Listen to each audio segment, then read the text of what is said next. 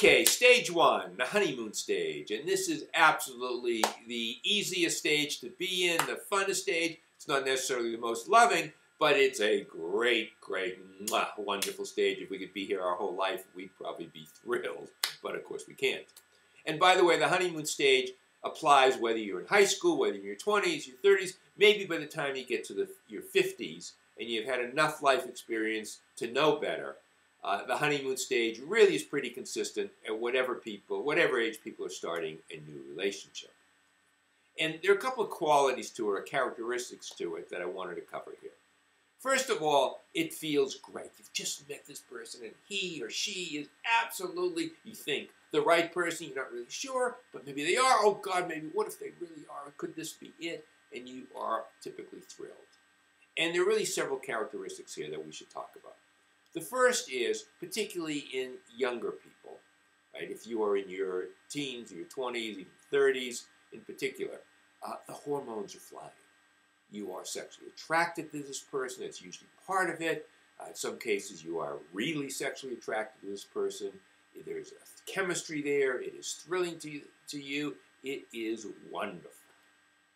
The second characteristic is that people begin to discover all of their common outlooks, common interests. It's like, oh, you like to ski?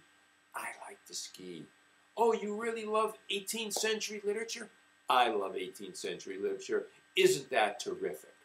You're a liberal Democrat? I'm a liberal Democrat. Oh, you're a conservative Republican? Great, me too. And there's all of that excitement about you have shared outlooks and shared interests. The third characteristic is where there are differences.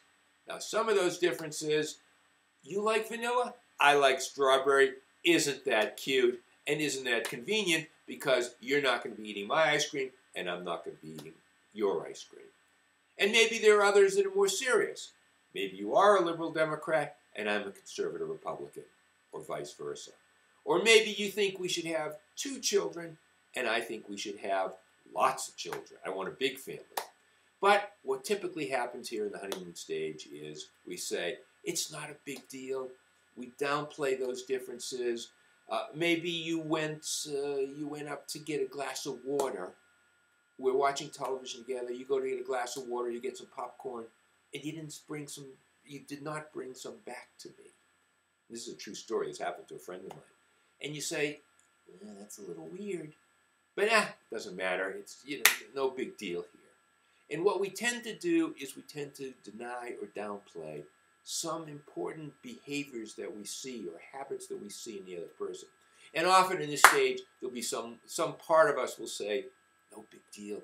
He'll change or she'll change once we're actually in the relationship, further in the relationship, certainly once we get married, or I can change him, or when we're together, he'll want to be different because he's in a relationship with me. Any or all of those things, the key piece is we are, in our mind, either denying or downplaying some very, very important differences, much more important than the strawberry versus vanilla ice cream.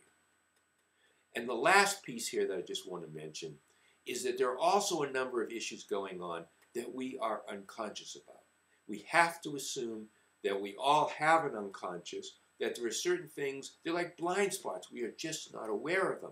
And so when we meet somebody and are attracted to somebody and really like them, it's important to ask ourselves, even though we're probably not going to know, why unconsciously am I drawn to this person? Is there something, does he remind me of my father in some way? Is she the opposite of my mother? And that's why I wanted to be in a relationship with her. These are important issues which typically do not get addressed, understandably, in the honeymoon stage. So the key piece in the honeymoon stage is, it is terrific. We are falling in love. Chances are there's a lot of sexual attraction here. We're thrilled by the common interests. We deny or downplay their differences. And we don't even know that there are other aspects that are at work here, the unconscious aspects that ultimately are going to play out when we get to the Laurel and Hardy stage, which is the next video.